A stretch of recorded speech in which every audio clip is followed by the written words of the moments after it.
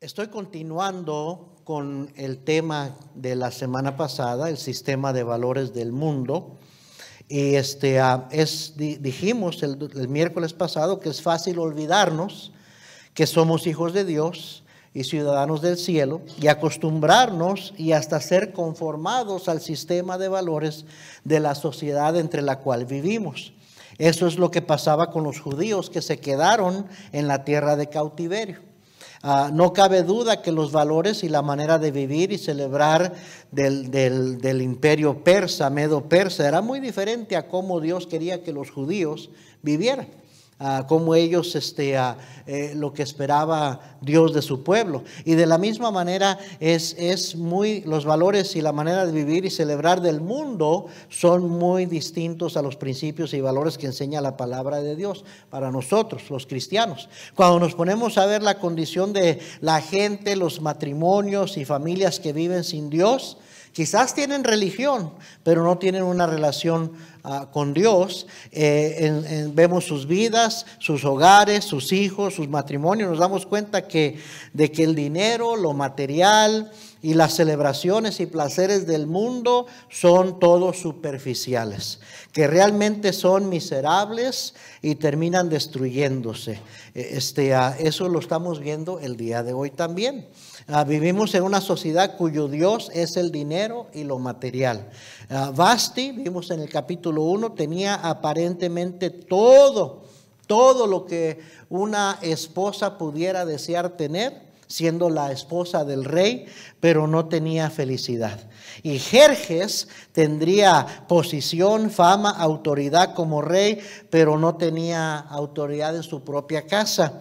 A su esposa, como no era feliz, no le quiso obedecer, no quiso, se rebeló en contra de él, lo hizo quedar mal. Eso terminó en un pleito, en un desagrado terrible para el rey, y siguió el consejo de sus consejeros y la despidió, la divorció a Vasti. Eso vimos la semana pasada. Pero cuántas riquezas tenían, cuánto dinero tenían, cuántos prestigios tenían, siendo el emperador, el rey y la esposa del rey, ¿verdad? Vimos que Jesús dijo que la vida del hombre no consiste de la abundancia de los bienes que posee. Y vimos que una casa y un hogar son cosas muy diferentes. Vasti tenía su propia casa. O sea, no le faltaba nada, pero no era feliz. Y terminó aborreciendo a su esposo. Y también dijimos que una casa grande o bonita no constituye un hogar feliz. La Biblia, vimos varios versículos donde dice la Biblia que es mejor vivir en el rincón de un terrado que en casa espaciosa y llena de contiendas. Amén. Que es mejor comer legumbres, pero estar en paz, tranquilo, que con buey engordado, con mucha carne, con mucha provisión, y estar con contiendas, con una mujer rencillosa, con pleitos en el hogar. Amén. Por la otra parte, vimos Salmo 127, 1 y 2, que si Jehová no edificare la casa, y ahí la referencia está refiriéndose al hogar, a la familia. Si Jehová no edificare el hogar, en vano trabajan los que la edifiquen. Y que es en vano que nos levantemos de madrugada y vayamos tarde a reposar, que Dios va a dar su bendición, va a amar a los que le aman, a los que le obedecen, a los que están dentro de su voluntad. Hay cosas más importantes que lo material. No estaba diciendo que comprar casa es malo. No estaba diciendo que tener casa es malo o tener casa bonita es malo. Lo que estoy diciendo es que el mundo vive por esas cosas. El mundo piensa que esas cosas lo van a hacer feliz. Y no, hay cosas más importantes que lo material. No podemos imitar al mundo y dejarnos deslumbrar por lo que el mundo ofrece, porque el mundo ha probado que está fracasando con lo más importante, con las familias y el hogar y los hijos, ¿sí o no, hermano? Como cristianos deberíamos de vivir una vida más arriba, más por encima de lo que el mundo valora.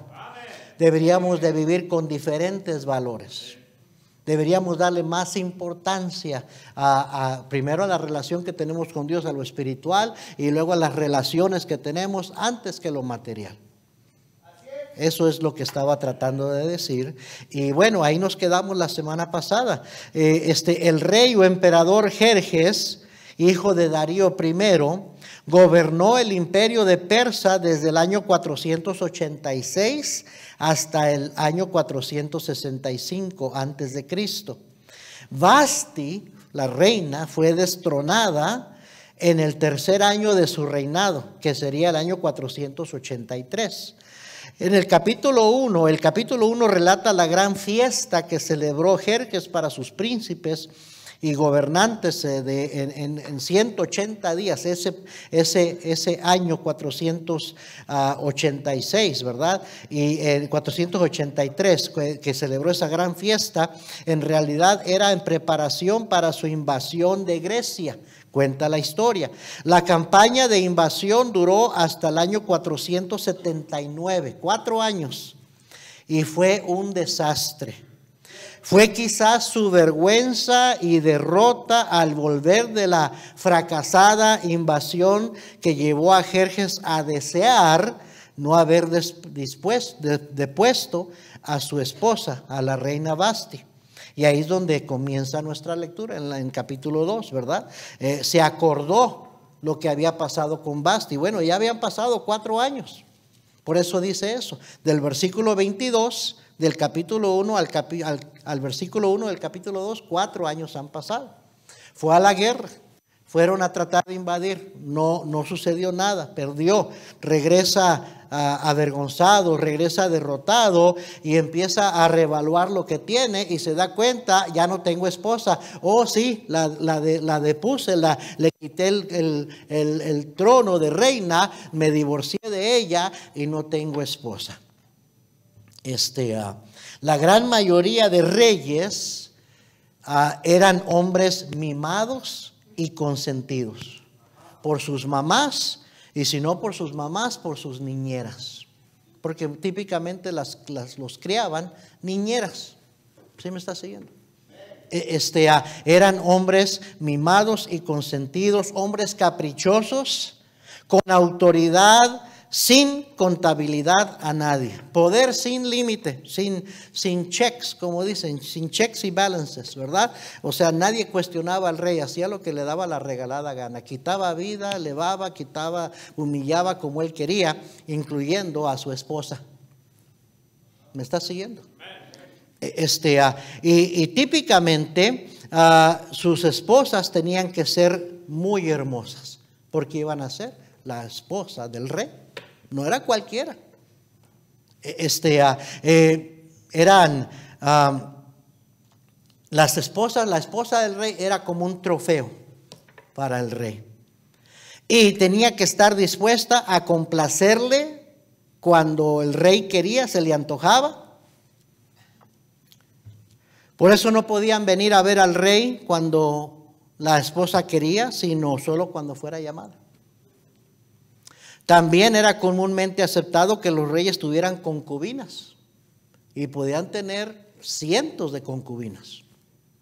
Y en la mayoría de casos tenían a muchos hijos, pero solo los hijos que tenían con su reina, con la reina, con su esposa, eran hijos legítimos y herederos.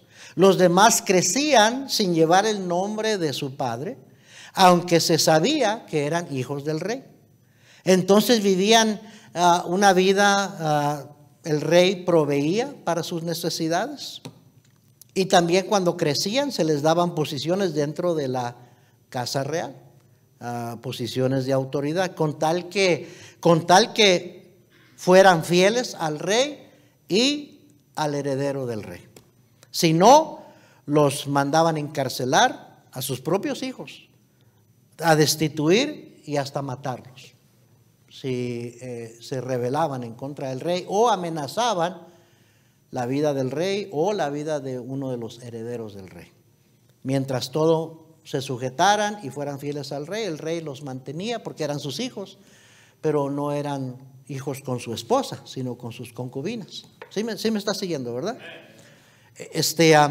Así eran los reyes. Así eran los reyes, y se pudiera decir que son hasta el día de hoy.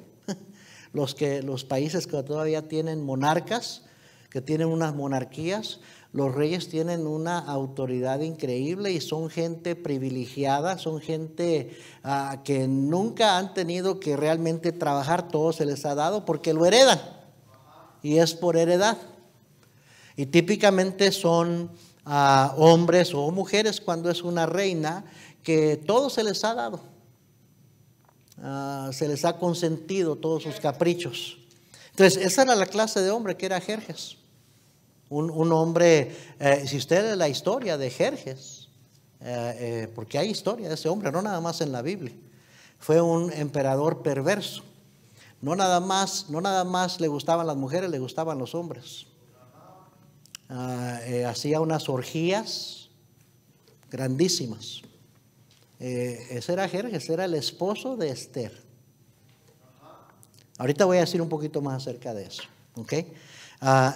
Hoy en día también así hay muchos hombres que fueron chiqueados, fueron mimados, que fueron consentidos, que son caprichosos.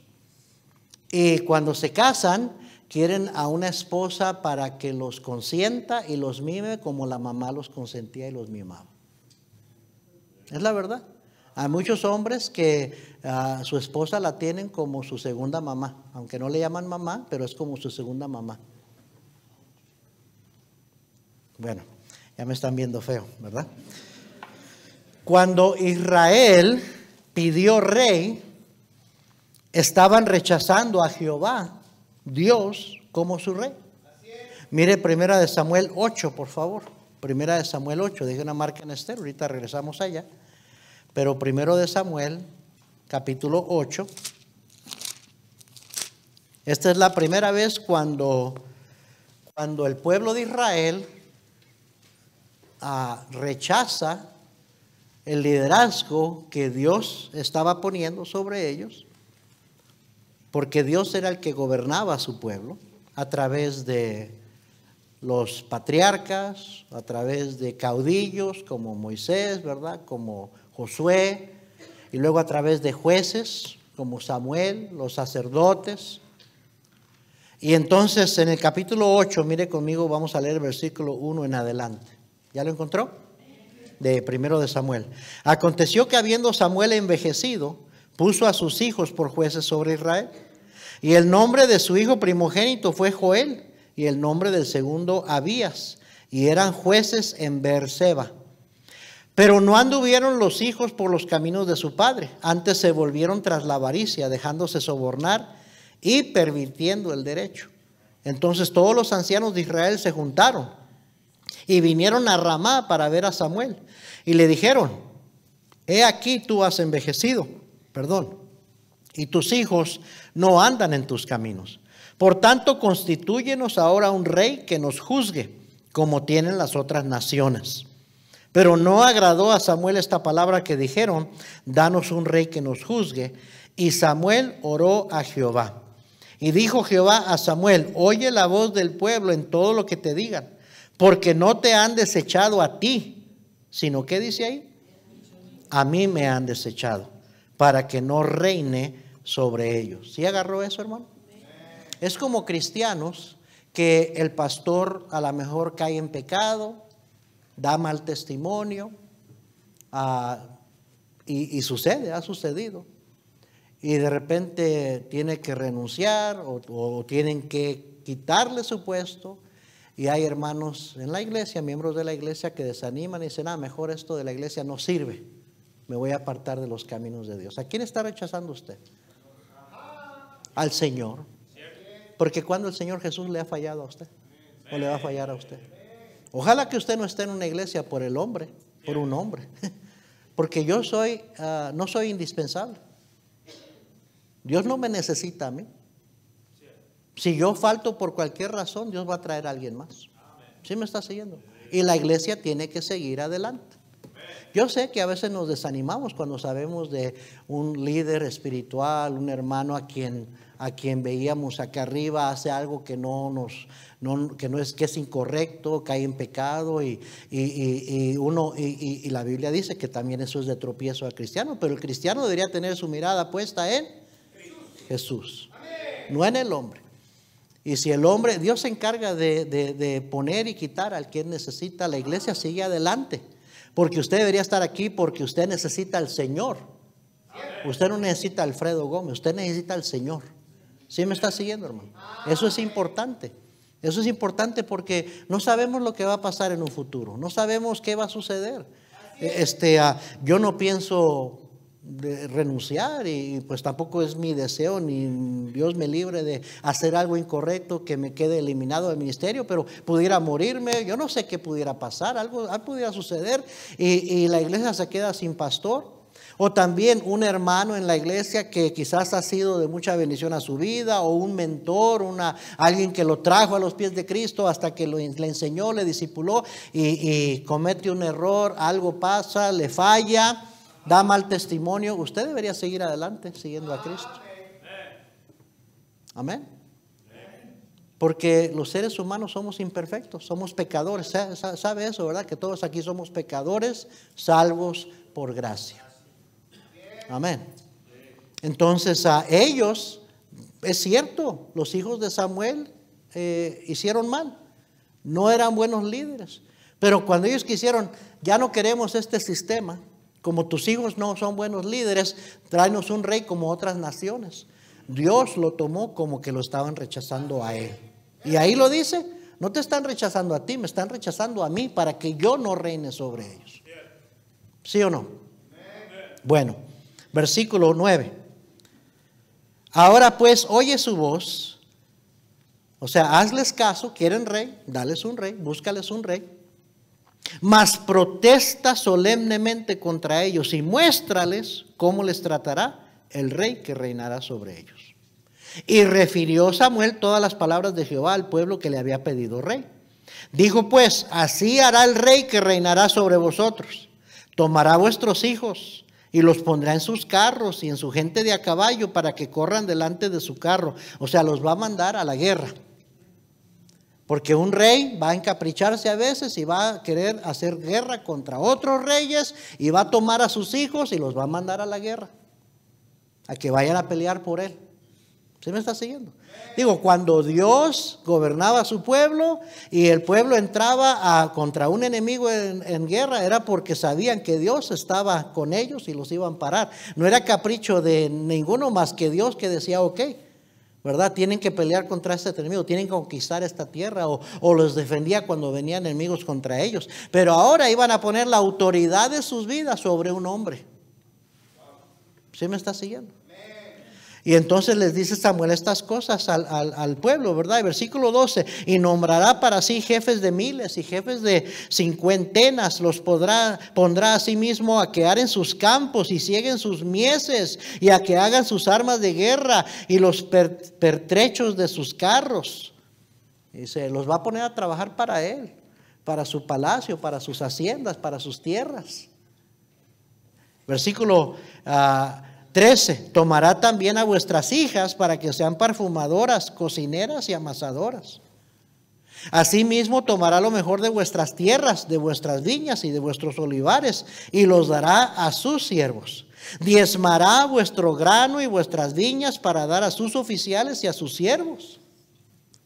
Tomará vuestros siervos y vuestras siervas, vuestros mejores jóvenes y vuestros asnos, y con ellos hará sus obras. Diezmará también vuestros rebaños y seréis sus siervos. Y clamaréis aquel día a causa de vuestro rey que os habréis elegido, mas Jehová no os responderá en aquel día. Pero el pueblo no quiso oír la voz de Samuel y dijo, no, sino que habrá rey sobre nosotros. Y nosotros seremos también como todas las otras naciones, y nuestro rey nos gobernará y saldrá delante de nosotros y hará nuestras guerras. Y oyó Samuel todas las palabras del pueblo y las refirió en oídos de Jehová. Y Jehová dijo a Samuel, oye su voz y pon rey sobre ellos. Entonces dijo Samuel a los varones de Israel, idos cada uno a vuestra ciudad. Y pues inmediatamente después empieza a buscarse rey para Israel y encuentran a Saúl. Y el primerito rey fue un mal rey. ¿Sí o no? Y hasta David, aunque tenía un corazón para Dios, también cometió serios errores. Y David también, por ser el rey, tomó mujeres que no eran para él. ¿Sí o no? Y mandó a hacer guerras también. O sea, porque los hombres son imperfectos. Y como digo, los reyes a veces eran caprichosos, se les subía a la cabeza la autoridad. Y Dios ya sabía que estas cosas iban a pasar. Dios ya sabía que su pueblo haría eso. Y anticipando que eso iban a hacer, les dejó instrucciones con respecto a escoger un rey. Mire Deuteronomio 17. Mucho antes de que eso sucediera, en 1 Samuel 8, en Deuteronomio, antes de que entraran a la tierra prometida, Dios ya sabía que eso iban a hacer un día. Porque Dios lo sabe todo. Deuteronomio 17, 14. Dice, cuando hayas entrado en la tierra que Jehová tu Dios te da, y tomes posesión de ella y la habites, y digas, pondré un rey sobre mí como todas las naciones que están en mis alrededores, ciertamente pondrás por rey sobre ti al que Jehová tu Dios escogiere. De entre tus hermanos pondrás rey sobre ti, no podrás poner sobre ti a hombre extranjero que no sea tu hermano. Pero él no aumentará para sí caballos, ni hará volver al pueblo a Egipto con el fin de aumentar caballos, porque Jehová os ha dicho, no volváis nunca por este camino. Ni tomará para sí muchas mujeres, para que su corazón no se desvíe, ni plata ni oro amontonará para sí en abundancia. Fíjese, Dios dijo, ok, van a querer rey, voy a darles instrucciones por lo menos para que traten de mantener al rey en buen camino. Y para que vivan dentro de estos parámetros que los estoy dando. Pero no hicieron caso. Versículo 18. Y cuando se siente sobre el trono de su reino, entonces escribirá para sí en un libro una copia de esta ley, del original que está al cuidado de los sacerdotes levitas. Dice, cuando haya un rey, va a ser la tarea del rey escribir la Biblia a mano en otro libro. Porque quiero que conozca la palabra de Dios. Versículo 19, y lo tendrá consigo y leerá en él todos los días de su vida para que aprenda a temer a Jehová su Dios, para guardar todas las palabras de esta ley y estos estatutos, para ponerlos por obra, para que no se eleve su corazón sobre sus hermanos, ni se aparte del mandamiento a diestra ni a siniestra, a fin de que prolongue sus días en su reino, él y sus hijos en medio de Israel. Hermanos, aquí está otra vez la providencia de Dios. ¿Sí me está siguiendo? Ahí se ve. Dios desde antemano ya sabía lo que iba a pasar allá con Samuel, con los hijos de Samuel, y que el pueblo iba a pedir rey. Entonces él no para lo que está sucediendo, más bien él empieza a obrar detrás de las escenas, preparando al pueblo para lo que él sabe que va a suceder. La providencia, vimos la semana en el mensaje que prediqué el segundo domingo del año, el domingo de visión, que según el diccionario es la disposición anticipada o prevención que mira o conduce al logro de un fin, o cuidado que Dios tiene de la creación y de sus criaturas. Dijimos que es una habilidad atribuida a Dios debido a su presciencia, o sea, su preconocimiento de todas las cosas. Dios es omnisciente, todo lo sabe, y por lo tanto obra todo y permite todo con el fin de que se lleve a cabo su voluntad en el mundo, especialmente cuando se trata de las vidas de nosotros, sus hijos. El diccionario bíblico dice que la palabra providencia es usada para denotar cómo Dios preserva y gobierna todas las cosas y todos los asuntos de su creación por medio de permitir ciertos sucesos o eventos. Uno de nuestros distintivos como bautistas es la libertad del alma individual. O sea que creemos que Dios creó al ser humano según su semejanza y nos hizo tripartitos. Así como Dios es un Dios trino, el hombre es un ser tripartito. Dios le dio un cuerpo, pero también le dio un alma y un espíritu, ¿verdad? Entonces, respeta nuestro individualismo. No somos robots. No nos obliga a vivir como Él quiere que vivamos. Él nos dice lo que Él quiere, pero Él respeta nuestra voluntad. Respeta nuestro individualismo, aun cuando en nuestra tendencia pecaminosa nos rebelamos en contra de su voluntad y hacemos como nosotros queremos. El ejemplo de eso son Adán y Eva. Y algunos tontos dicen, y si Dios no quería que Adán y Eva pecaran, ¿para qué dejó el árbol del conocimiento del bien y del mal en el huerto? Como insinuando que Dios los estaba tentando. Y Santiago dice, no, Dios no puede ser tentado por el pecado, ni Él tienta a nadie.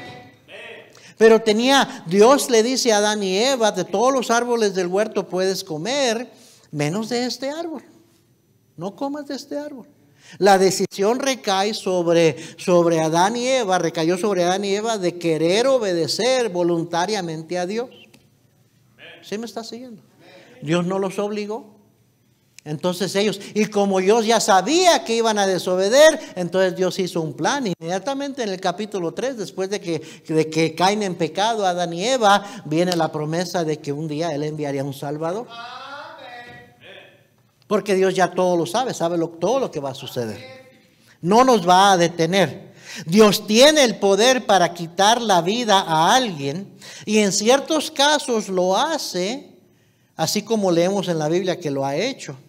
Porque Él tiene completo poder, y como Dios es soberano, Él es el alfarero, nosotros el barro. Pero en la mayoría de casos respeta nuestra voluntad y no interfiere o no interferirá. Lo que hace es que nos envía profetas, o sea, pastores, predicadores. Amén. Para recordarnos cuál es su voluntad y advertirnos de lo que pasará si no le obedecemos. Y también para enseñarnos el camino, oiga bien, para volver a la voluntad de Dios cuando nos hemos apartado. Ese es el trabajo del pastor. Recordar a la iglesia, recordar a los cristianos, esto es lo que dice Dios, que así debemos de vivir. Y cada cristiano decide si va a obedecer o no va a obedecer. Y también mi trabajo es advertirle lo que pasa cuando no obedecemos. Porque vemos en la historia lo que pasa con otros que no obedecen. Y también mi trabajo es decirle, si te llegas a apartar, hay manera de cómo regresar. Dios es un Dios de la segunda oportunidad, pero tienes que arrepentirte, tienes que confesar tu pecado, tienes que humillarte, y Dios da gracia a los humildes. ¿Sí o no? Pero la decisión últimamente de hacer la voluntad de Dios o no es suya y mía.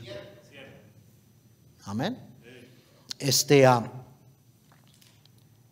Ahora hay consecuencias cuando hacemos nuestra propia voluntad.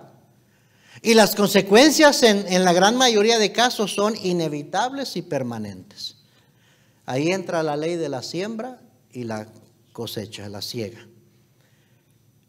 Pero también hemos visto que cuando nos humillamos, cuando alguien se humilla delante de Dios, Dios muchas veces tiene misericordia de ellos y hasta cambia las consecuencias de sus hechos. Porque solamente Dios está por encima de las leyes inalterables de la naturaleza, como la siembra y la cosecha. ¿Sí o no? Entonces, como Dios sabe ya lo que va a suceder, y en el caso de nosotros, sus hijos, de su pueblo, Él permite que suceda y obra detrás de las escenas, oiga bien, para encaminar las cosas a que últimamente se cumpla su voluntad. Se haga lo que Él dijo que iba a hacer, al punto de mover el corazón hasta de un rey pagano. Como Ciro, que vimos la semana pasada, que dijo, Dios me ha mandado a que ustedes, el pueblo de Israel, regresen a Jerusalén a reedificar el templo. Como Artajerjes en el libro de Nehemías, que le facilitó a Nehemías el permiso, dinero, protección, material para que fuera a reedificar los muros de Jerusalén. Como Asuero o Jerjes en Esther y muchos otros. Como en el caso de Ezequías y el rey Senaquerib de Asiria. Es un ejemplo que quiero que vean, Isaías 36. Isaías 36. Versículo 1. Aconteció en el año 14 del rey Ezequías que Senaquerib, rey de Asiria, subió contra todas las ciudades fortificadas de Judá y las tomó. Y el rey de Asiria envió al Rabsacés con un gran ejército desde Laquis a Jerusalén contra el rey Ezequías, y acampó junto al acueducto del estanque de arriba, en el camino de la heredad del lavador. Y salió a él Eliaquim, hijo de Hilcías, mayordomo, y Sebna, escriba, y Joa, hijo de Asaf, canciller. A los cuales dijo el Rabsacés: decid ahora Ezequías, el gran rey, el rey de Asiria, dice así: ¿qué confianza es esta en que te apoyas? Yo digo que el consejo y poderío para la guerra de que tú hablas no son más que palabras vacías. Ahora bien, ¿en quién confías para que te rebeles contra mí? He aquí que confías en este báculo de caña frágil en Egipto, en el cual si alguien se apoyare, se le entrará por la mano y la atravesará. Tal es Faraón, rey de Egipto, para con todos los que en él confían.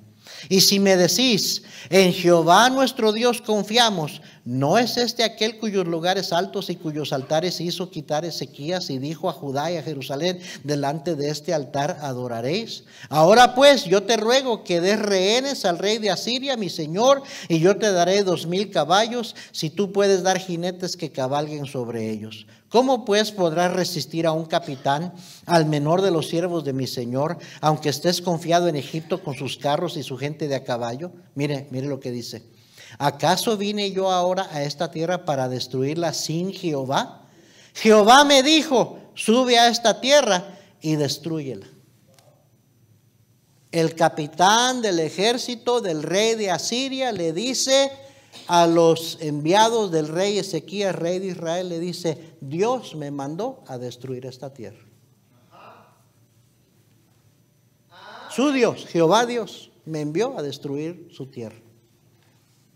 Versículo 11: entonces dijeron Eliaquim, Sebna y Joal, Rabsacés: te rogamos que hables a tus siervos en arameo, porque nosotros lo entendemos, y no hables con nosotros en lengua de Judá, porque lo oye el pueblo que está sobre el muro. Y dijo el Rabsacés: ¿acaso me envió mi señora que dijese estas palabras a ti y a tu señor, y no a los hombres que están sobre el muro, expuestos a comer su estiércol y a beber su orina con vosotros?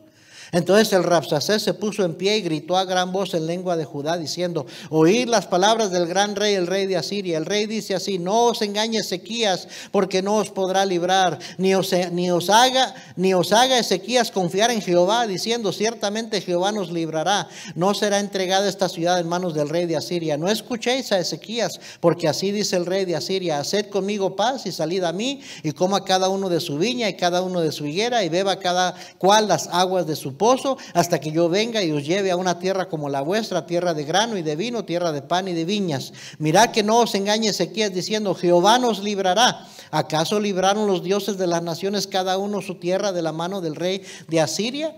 ¿Dónde está el Dios de Amat y de Arfad? ¿Dónde está el Dios de Sefarvaim? ¿Libraron a Samaria de mi mano? ¿Qué Dios hay entre los dioses de estas tierras que haya librado de su tierra de mi mano, para que Jehová libre de mi mano a Jerusalén? Pero ellos callaron y no le respondieron palabra, porque el rey así lo había mandado, diciendo: no le respondáis. Entonces Eliaquim, hijo de Hilcías, mayordomo, y Sebna, escriba, y Joa, hijo de Asaf, canciller, vinieron a Ezequías rasgados sus vestidos y le contaron las palabras del Rabsacés. Mire, vaya conmigo al capítulo 37, versículo 33. O sea, viene y les dice: Jehová me mandó a destruir esta tierra. Pero a la vez, como es un pagano de Asiria, les dice: así como los otros dioses de los otros pueblos no han impedido que los conquistemos, tampoco su Dios de ustedes, Jehová, nos los va a proteger de nosotros. O sea, no creía en Dios. No confiaba en Dios, no reconocía que Jehová era el único Dios, pero sí les dijo: Jehová me mandó a destruir esta tierra. Capítulo 37, versículo 33.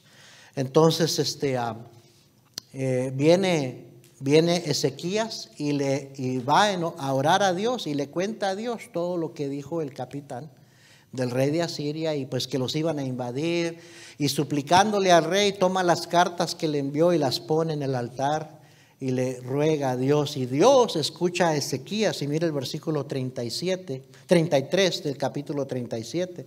Por tanto, así dice Jehová acerca del rey de Asiria: no entrará en esta ciudad, ni arrojará saeta en ella, no vendrá delante de ella con escudo, ni levantará contra ella baluarte. Por el camino que vino volverá, y no entrará en esta ciudad, dice Jehová, porque yo ampararé a esta ciudad para salvarla por amor de mí mismo y por amor de David mi siervo.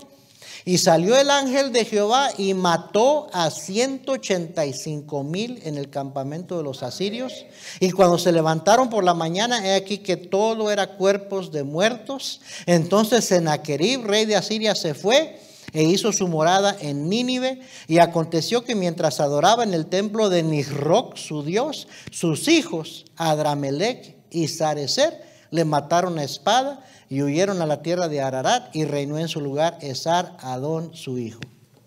¿Se fija que es cierto lo que dice la Biblia, que Dios pone reyes y quita reyes?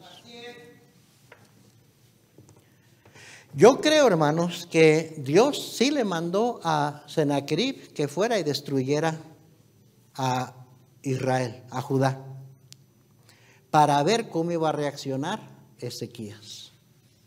Y Ezequías, ¿sabe lo que hizo? Se humilló y fue y se puso a orar, se puso a ayunar y le pidió ayuda a Dios. Y Dios decidió: no va a invadir, y va el ángel de Jehová y mata al ejército del rey de Asiria, y hasta cuando el rey se vuelve a su propio lugar, hace que sus hijos lo maten también y pone otro rey acá. Dios hace y deshace en realidad como Él quiere, hermanos. Y yo creo que eso fue una prueba para Ezequías. Dios estaba probando la fe de Ezequías. Y Ezequías se humilló y buscó a Dios, y Dios protegió al pueblo. ¿Sí me está siguiendo? ¿Qué estoy tratando de transmitirles, hermanos? La providencia de Dios nunca debe de llevarnos a una falsa confianza de que Dios de una manera u otra va a obrar todo a nuestro favor. Así como la misericordia de Dios y la gracia de Dios nunca es licencia para pecar y andar en rebeldía. Porque Dios es soberano y nadie que tienta a Dios le va bien. ¿Se acuerdan con Nabucodonosor? Nabucodonosor también Dios le mandó que invadiera Jerusalén. Y los reyes de Israel, en vez de humillarse y buscar a Jehová y arrepentirse, se rebelaron, se ensoberbecieron, no quisieron hacer caso a Dios. Entonces Dios permitió que Nabucodonosor llegara y que se llevara cautivos, destruyera Jerusalén, quemara los muros, quemara el templo, como castigo para su pueblo. Dios pudo haber detenido a Nabucodonosor y haberlo enviado con la cola entre las patas, igual como hizo con Sennacherib, el rey de Asiria. Pero el rey Joacás, Joacim, que era el rey de Judá en ese tiempo, no se humilló. Y también a él se lo llevaron cautivo. Esther capítulo 2, versículo 1. Vamos allá.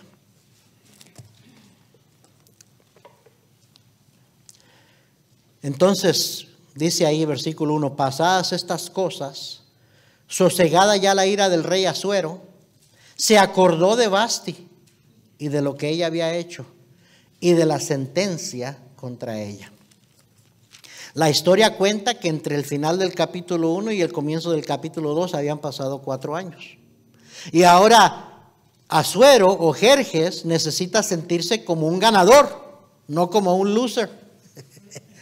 ¿Verdad? Venía como un loser, había perdido la batalla, pero quiere sentirse como un ganador. Quería sentirse como un hombre.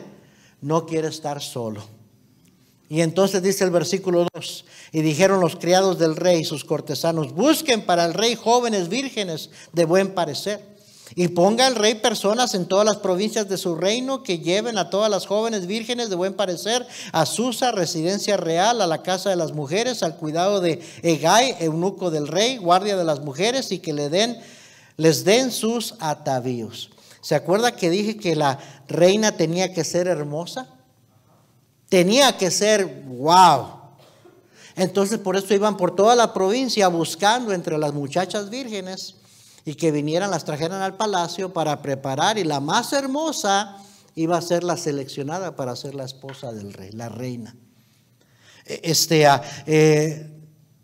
El problema con una esposa guapa o hermosa y vanidosa, cuando es vanidosa, es que siempre va a estar preocupado el esposo o el rey de que llame mucho la atención y otros hombres sean atraídos a ella. Y si la mujer no tenía un buen carácter, pues dice la Biblia bien claro en Proverbios 11:22, como anillo de oro, zarcillo de oro en el hocico de un cerdo, es la mujer hermosa y apartada de razón.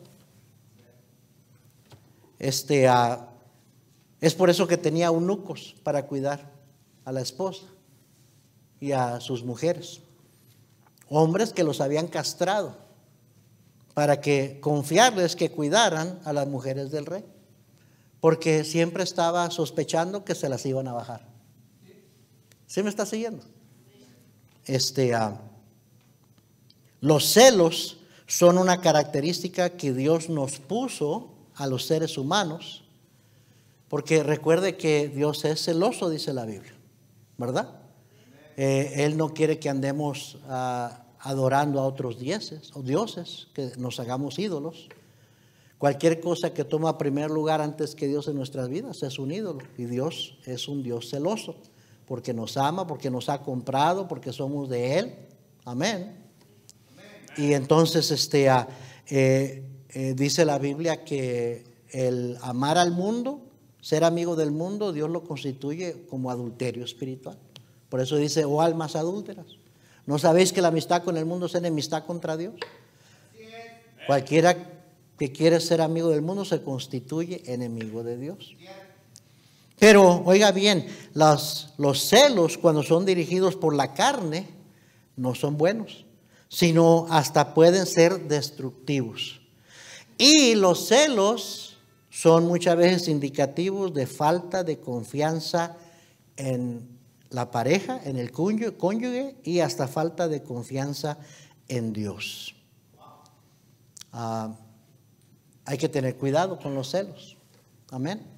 Cuando un hombre es extremadamente celoso con su esposa y le molesta que hasta otro hombre la salude o esté hablando con ella o algo, eso es indicativo de que no le tiene confianza a su esposa. Y un matrimonio debería estar edificado en confianza, con confianza. Si no hay confianza, está muy débil, está tambaleando ese matrimonio, ¿sí o no? Y debería de no nada más confiar en su cónyuge, debería confiar en Dios.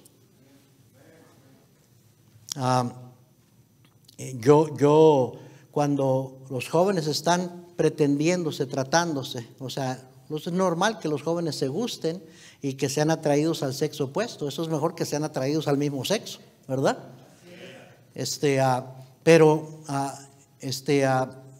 De que un muchacho o una muchacha se ponga celosa del muchacho. ¿Se acuerdan que enseñé esa serie que se llamaba Amistad o Romance? Las diferencias entre una amistad y un romance. Les digo, muchas veces cuando los jóvenes rápido dejan que su corazón los jale y ya están emocionalmente envueltos con alguien y ya entran a una relación más que amigos, romántica, uno de los indicativos es que empiezan a celarlos, empiezan a ser posesivos. Ya eres mía, ya eres mío, ya no puedes hablar con otras, ya no puedes hablar con otros. Y eso no es saludable. Y francamente, si así comienza una relación entre jóvenes, cuando se casen, no va a dejar de ser, así va a ser también. Amén. Hay que tener cuidado con los celos. Hay toda una enseñanza sobre ese tema. Los celos, sí, Dios nos los dio, pero tienen su lugar y su propósito y la razón por la cual existe. Y la Biblia habla de eso. Pero también la Biblia dice que una de las obras de la carne son los celos. ¿Sí o no? Entonces hay que tener cuidado con eso. Versículo 4. Tenemos que avanzar.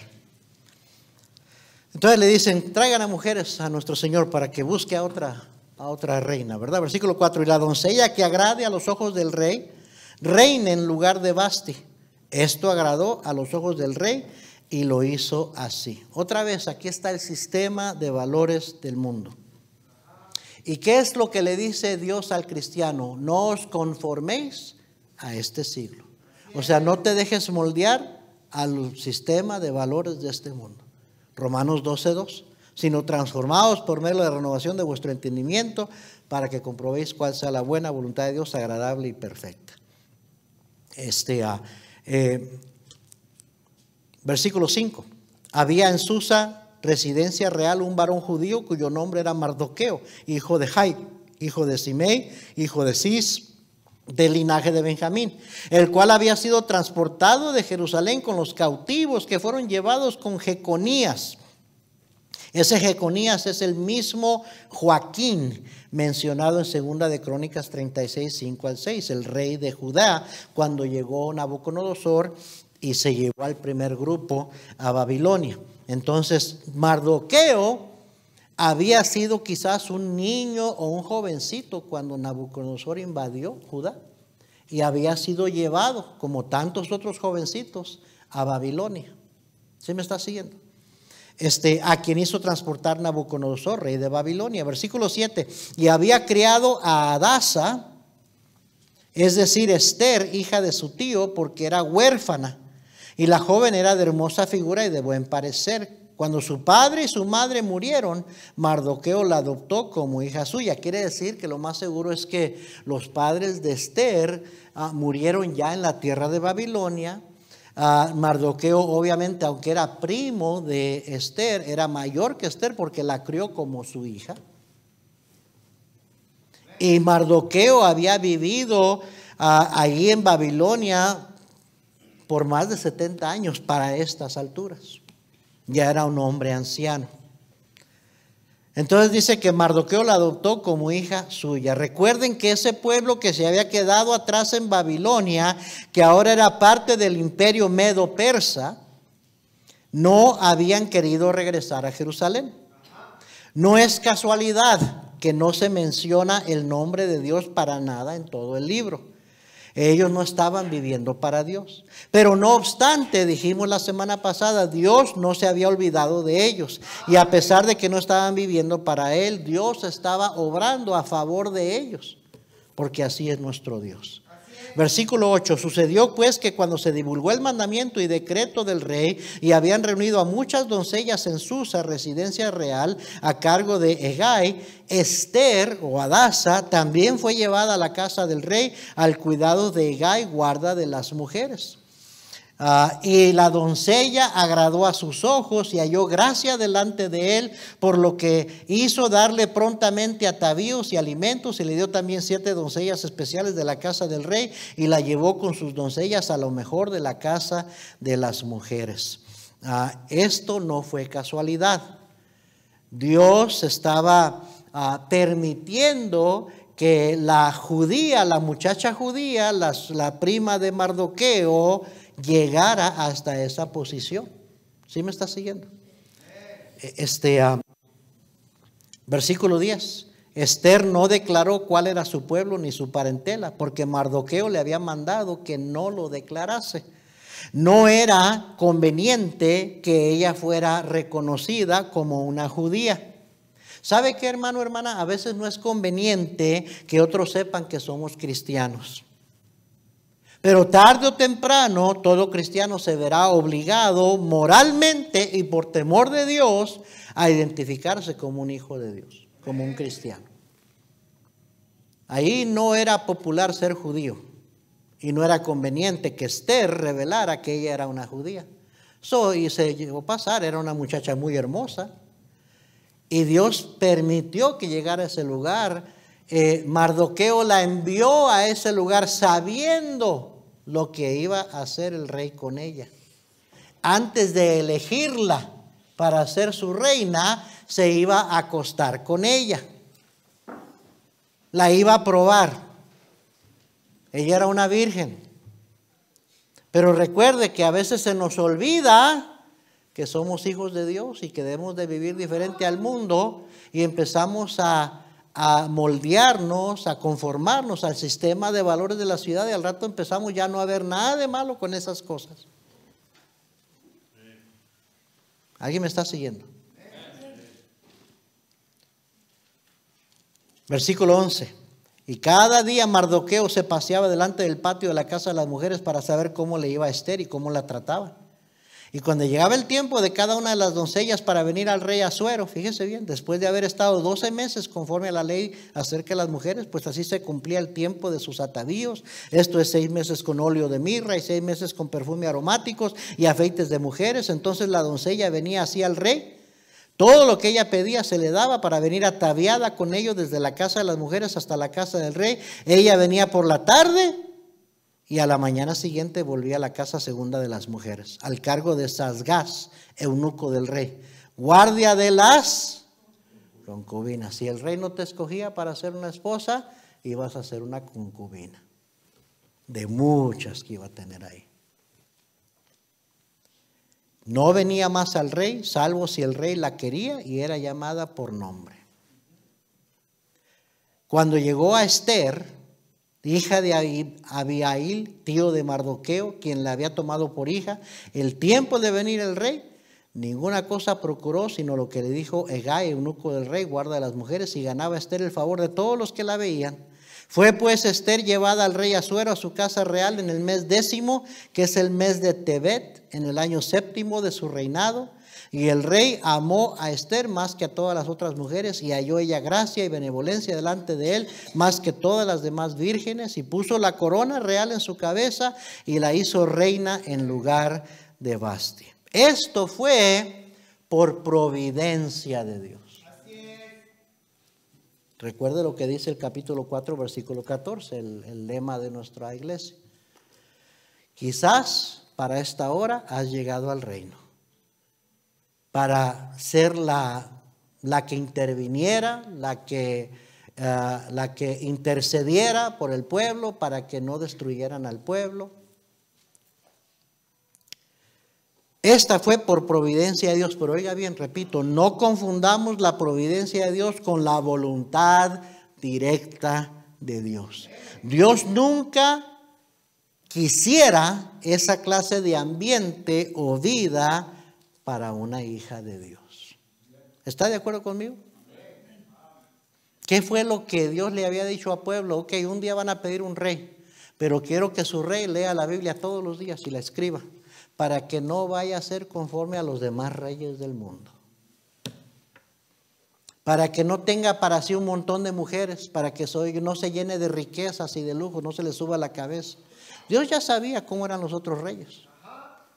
Dios no quería que su pueblo viviera bajo el reinado de hombres que son imperfectos, son caprichosos, se les sube a la cabeza, abusan de autoridad. ¿Sí me está siguiendo? Entonces no era la voluntad de Dios que una hija de Dios, una muchacha, hija del pueblo de Israel, estuviera en un ambiente como ese. Pero como de todas maneras lo iban a hacer y no estaban viviendo para Dios, Dios en su providencia permite que Esther sea seleccionada para ser la reina.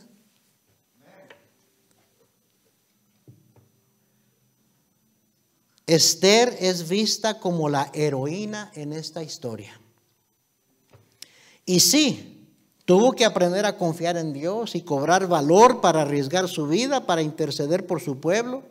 Y su pueblo fue liberado, y hasta el día de hoy Israel celebra cada último mes del calendario judío la fiesta de Purim, conmemorando la liberación del pueblo de Dios y lo que hizo la reina Esther. Es como un día de festividad nacional para Israel, Purim. Pero, ¿qué pasó con Esther al final del libro? Cualquier cristiano que estudia las costumbres del imperio de Persia y las abominaciones que llegó a hacer Jerjes o Asuero, ¿podrá acaso creer y argumentar que Esther vivió feliz después de todo? ¿Que Esther vivió happily ever after, como dicen? Le digo porque algunos pastores y maestros Han escrito libros de Esther. Hay muchos libros de Esther, del libro de Esther. Aquí hay uno que dice: Esther, la Cenicienta del Antiguo Testamento. Oh, yeah. Su esposo era un sinvergüenza que tenía cientos y miles de mujeres y hasta le gustaban los hombres. ¿Alguien cree que Esther fue feliz? Una mujer elegida, dando a entender que Dios la eligió para ir a ser la esposa del rey. No, Dios no la eligió para eso. Dios permitió que llegara ahí por misericordia de su pueblo. Muy diferente, muy diferente. Esa no era Dios quería que su pueblo todos regresaran a Jerusalén. Recuerde que todo ese pueblo que se quedó ahí no quiso regresar a Jerusalén. Y no es casualidad que en todos los 10 capítulos de Esther no se menciona el nombre de Dios para nada. Y está en la Biblia, un libro de la Biblia, y no se menciona a Dios para nada. La unción de Esther, otro libro. Como que si Esther fue ungida para ser la esposa de un rey pagano perverso. No. No, hermanos. No se toma, no tienes que ser muy inteligente. Que conoces la Biblia, eres un cristiano para saber que Esther, aunque en la misericordia de Dios la usó para liberar a su pueblo, Dios nunca quería que una hija del rey viviera en esas condiciones. Dios no te va a parar cuando quieres hacer tu voluntad. Tengo unas aplicaciones, principios, se las voy a dar bien rapidito y ya no vamos a leer versículos ni nada. Número 1, solo hay una buena voluntad de Dios agradable y perfecta. Solo hay una buena voluntad de Dios agradable y perfecta, Romanos 12:2. No hay 2, no hay 3, no hay opción B, opción C, opción no. Nada más hay una buena y agradable, perfecta voluntad de Dios. Número 2, Dios no trata con nosotros conforme a nuestro comportamiento. Qué bueno, qué bueno. Primero, porque nos ama. Segundo, porque Él es fiel y no puede negarse a sí mismo. Dice la Biblia que aunque nosotros seamos infieles, Él permanece fiel. Tercero, porque es misericordioso y sus misericordias son nuevas cada mañana. Cuarto, porque al final de cuentas todo lo va a encaminar Él para que se haga su voluntad. No necesariamente para beneficio del desobediente. Esther ahí se quedó en ese imperio, en esa casa real, con un rey terrible, con un esposo terrible. Ahí se quedó. Esa fue la historia de Esther. Dios la usó por un momento para ser la heroína que salva al pueblo de Israel, y de ahí se quedó siendo la esposa de uno de los reyes más perversos en la historia del mundo. Qué feliz. La reina Esther.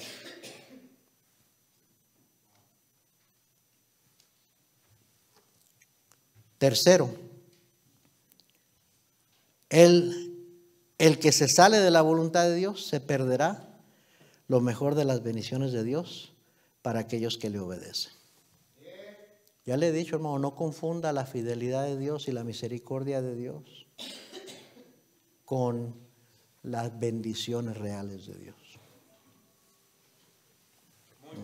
Yo me he encontrado con cristianos, o he oído de cristianos que se salen de la voluntad de Dios, que no están viviendo para Dios. Y alguien se los topa o platica con ellos. Y ¿cómo le va? Oh, todo muy bien. Todo muy bien. Gracias a Dios. ¿Sabe por qué? Porque Dios es fiel. Porque Dios va a seguir cuidando de ellos hasta cierto punto. Dios puede cuidar de nosotros hasta donde nos dejamos ser cuidados. ¿Está de acuerdo conmigo? Digo, Dios cuida de mí. Pero si yo voy a meterme a un lugar que yo sé que hay peligro y no debo estar, el cuidado de Dios solamente me va a cuidar hasta el punto donde yo me deje cuidar. ¿Ah? Entonces, todo me está yendo bien. O no me ha caído un rayo del cielo. Todos estamos bien de salud. Bueno, sí. Pero ¿tú crees que no va a haber consecuencias de apartarte de los caminos de Dios? ¿Tú crees que realmente vas a ser feliz fuera de la voluntad de Dios? Te estás engañando a ti mismo. Por eso dice la Biblia, no os engañéis. Dios no puede ser burlado. Pues todo lo que el hombre sembrare, eso también segará. Cuarto, Romanos 8:28 es una promesa condicional. Romanos 8:28. Y sabemos que a los que aman a Dios, todas las cosas les ayudan a bien. Estos los que conforme a su propósito son llamados. Condición, promesa, todo te va a ayudar a bien. Condición, tienes que amar a Dios y tienes que estar viviendo de acuerdo a sus propósitos. Si no, si tú no estás viviendo de acuerdo a sus propósitos, no trates de clamar Romanos 8:28 para ti. Porque es una promesa condicional. Como lo son a propósito todas las promesas de la Biblia, son promesas condicionales. Y por último, número 5, el mandato de Dios para el cristiano es claro. No améis al mundo ni las cosas que están en el mundo. Porque todo lo que hay en el, si alguno ama al mundo, el amor del Padre no está en él. Porque todo lo que hay en el mundo, los deseos de los ojos, los deseos de la carne y la vanagloria de la vida, no proviene del Padre, sino del mundo. Y el mundo pasa y sus deseos, pero el que hace la voluntad de Dios permanece para siempre. Digo, más claro que eso no puede ser. Ahora, tú puedes decir, sí, pero Dios, como soy su hijo y al fin de cuentas Él es misericordioso y fiel, si me aparto, no va a dejar Dios que me pase nada, Él me va a cuidar, Él más adelante me da otra oportunidad, acabo que Dios es, no tientes a Dios. Y alguien, vuelvo a terminar con esto, ¿alguien cree que al fin de cuentas Esther se quedó una mujer feliz en ese ambiente? No, porque cuando hacemos las cosas a nuestra manera y no como Dios dice, no te va a ir bien. Amén. Vamos a orar. Señor, ayúdanos.